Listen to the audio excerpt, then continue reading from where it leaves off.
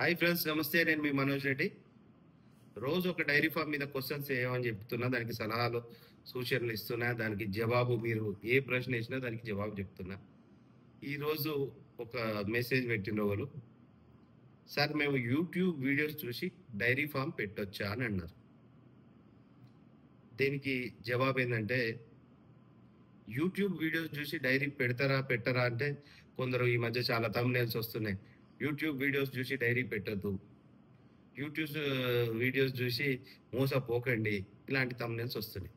అసలు జనరల్గా యూట్యూబ్లో ఎవరు పడితే వారు ఏది పడితే అది మాట్లాడుతుంటారు.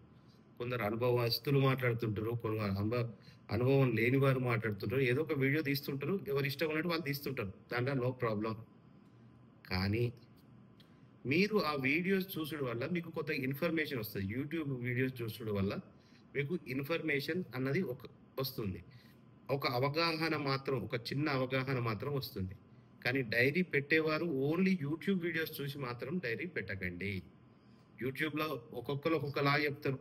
మీరు ఒక 100 వీడియోస్ చూస్తే మీకు ఒక నాలెడ్జ్ వస్తుంది. ఒక 10 వీడియోస్ అన్నా కనీసం చూడాలి, కనీసం. దాంట్లో వాళ్ళు బాగా ఎక్స్పీరియన్స్ ఉన్న వాళ్ళు చెప్తారు, కొంతమంది ఫెయిల్యూర్స్ గురించి కూడా చెప్తారు, ఉన్నది ఉన్నట్టుగా నిజాలు చెప్పే వాళ్ళు కూడా ఉంటారు. అందరూ ఇక వ్యూస్ కోసమనో డబ్బుల కోసమనో ఆ ఛానల్ వాళ్ళ ఇంట్రెస్ట్ ప్రకారం వాళ్ళు చెప్తూ ఉంటారు.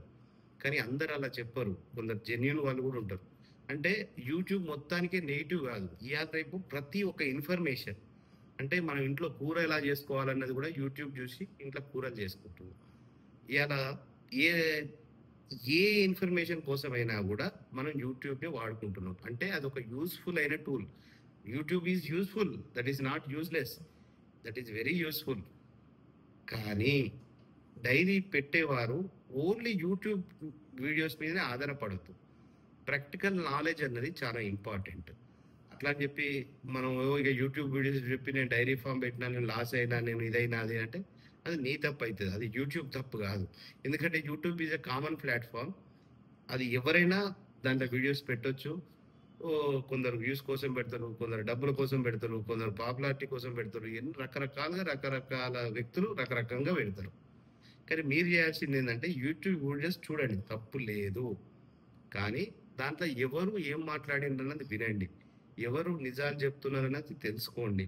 ఒక 10 వీడియోలు చూసినప్పుడు అందరు ఎదవలైతే ఉండరు కదా, ఎవడో కూడా మంచోడు ఉంటాడు కదా, ఎవడో కూడా అనుభవస్తుడు ఉంటాడు కదా, ఎవడో కూడా కరెక్ట్గా నీతి నిజాయితీగా చెప్పే వాళ్ళు ఉంటారు కదా, అవి ఫాలో అవ్వండి. ప్లస్ అలా అని చెప్పి వీడియోస్ చూసే డైరీ ఫార్మ్స్లో పెట్టకండి.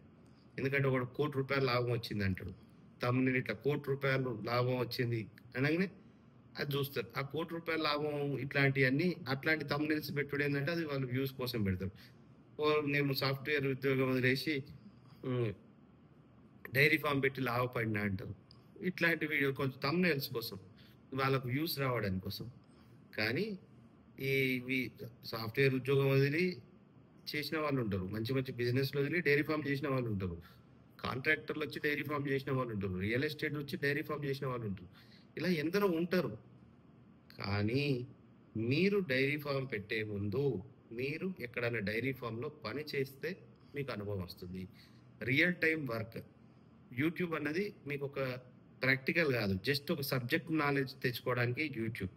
ప్రాక్టికల్ నాలెడ్జ్ కావాలి. డైరీలో ఖచ్చితంగా నేను డైరీ ఫామ్ పెట్టాలి అంటే ఒక అనుభవం తెచ్చుకోవాలి. అసలు రియల్గా ఒక డైరీ ఫామ్లో పోయి ఒక నెల రోజులు, వారం రోజులు ఉండి ఆడ పని ఎట్లయితుంది అన్నది అవన్నీ చూడాలి. దాని మీద మందులు ఏమి ఇస్తారు, పశువులకు అనారోగ్యం ఉన్నప్పుడు ఏ మందులు ఇస్తారు అనే దాని గురించి కూడా ఒక స్టడీ తెలుసుకోవాలి.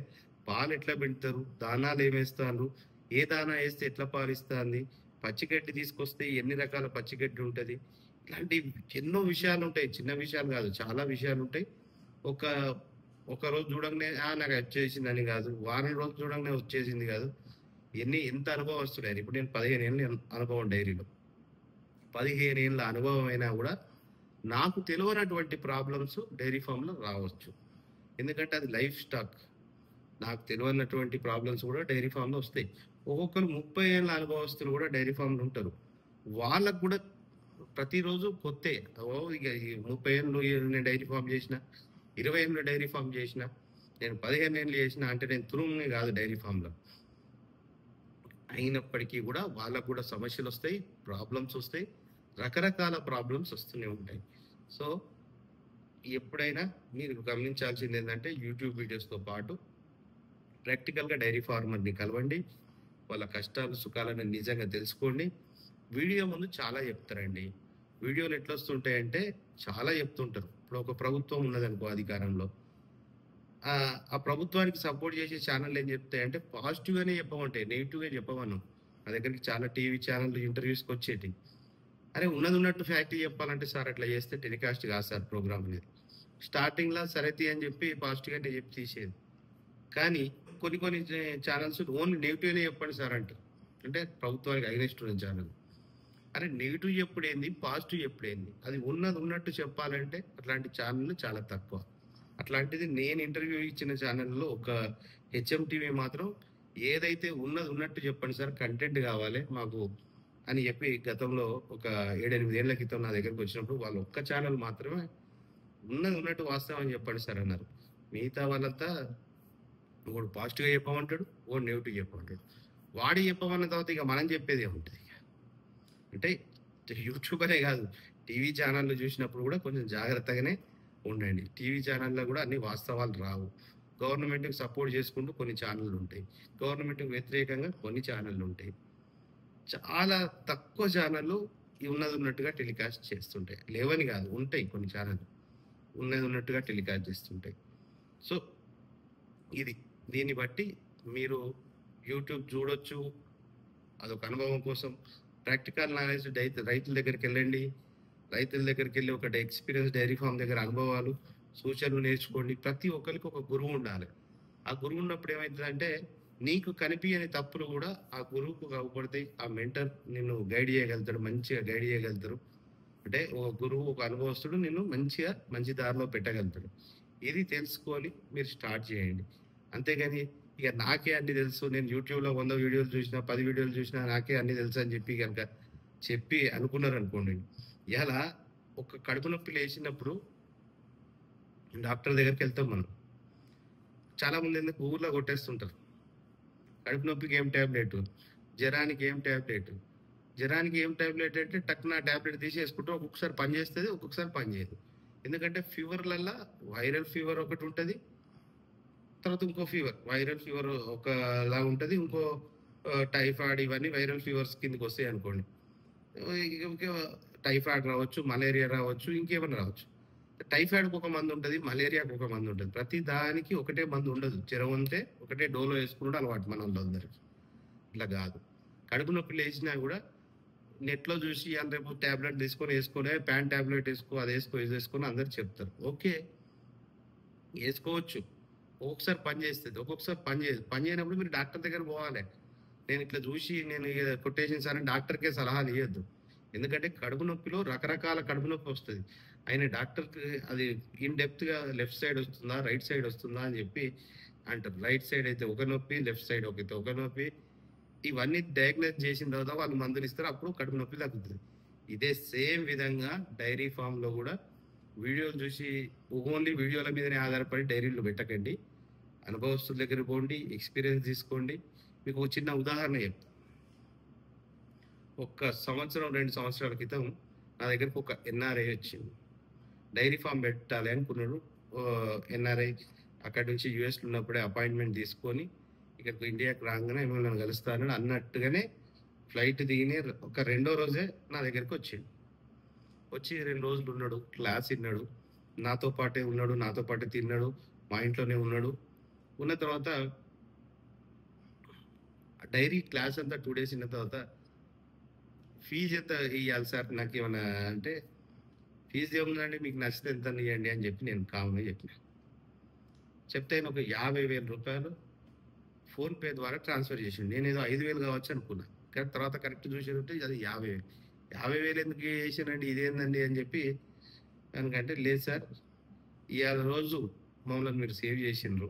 ఇయాల మీ క్లాస్ ఇని మీతో 2 డేస్ స్పెండ్ చేయకుంటే ఇయాల నాకు ఒక రూ. 1,00,00,000 నష్టం జరిగేది. ఎందుకంటే నేను యూఎస్‌లో ఉంటా. మా బామ్మర్ది ఇక్కడ ఖాళీగా ఉన్నాడు కాబట్టి మా బామ్మర్ది కోసం డైరీ పెడదాం అనుకున్నా. కానీ మీరు చెప్పిన విషయాలన్నిట్లో చూసేదుంటే ఏ ఒక్క విషయంలో కూడా మా బామ్మర్ది అక్కడ సెట్ అయ్యేటట్టు లేడు. వానికి ఇంట్రెస్ట్ లేదు. వాని జీవితాన్ని సెట్ జేయడానికి నేనే డైరీ ఫార్మ్ పెట్టిద్దాం. మంచిగా పెద్ద ఎత్తున పెట్టిద్దాం. వానికి ఇంత ఉపాధి దొరికినట్టుంటది. నాకింత ఇన్‌కమ్ వస్తదనుకున్నాం. కానీ ఈరోజు మీరు నాకు రూ. 1,00,00,000 సేవ్ చేసిండ్రని చెప్పిండ్రు. అంటే డైరీ ఫార్మ్‌లో నేను సక్సెసా? ఫెయిల్యూరా? అన్నదానికి ఇదొక నిదర్శనం. చాలామంది అంటారు డైరీ ఫార్మ్‌కొచ్చి ఈ రాజకీయాలకొచ్చి ఆస్తులన్నీ ఓడగొట్టుకున్నావు. ఎవరికి ఏం జెప్పాలి? అంటే నా తృప్తి ఏంది? నా సంతోషం, నా సాటిస్ఫాక్షన్ ఏంది? పాఠాలు చెప్పుడు మనకు సాటిస్ఫాక్షన్. ఆహ్, ఆవు ఈనింది అని చెప్తే హైదరాబాద్ నుంచి వరంగల్ వరకు మా ఫార్మ్ వరకు పోయేది. ఒక రూ. 10,000 ఖర్చు పెట్టుకొని. అంటే అదొక ప్యాషన్‌గా చేసినాం మేము డైరీ ఫార్మ్ అన్నది. ఏదో లాభాల గురించి చేయలే. లాభాలొచ్చే బిజినెస్ నాకు ప్రొఫెషన్ వేరేది ఉండే. ఇది నా ప్యాషన్ ఉండే. దాని తర్వాత ఏమైంది? ఆ ప్యాషన్ కోసం ప్రొఫెషన్‌ని వదిలిపెట్టి ప్యాషన్ ప్లస్ బిజినెస్ ఒకటేగా దీంట్లోకి దిగినాం. ఈ లాభాలొస్తాయి, నష్టాలొస్తాయి. దాన్ని పక్కన పెడితే మనకు దాని మీద నాలెడ్జ్ వచ్చిందా లేదా అన్నది పాయింట్. మనం ఇతరులకు ఉపయోగపడుతున్నామా లేదా అన్నది పాయింట్.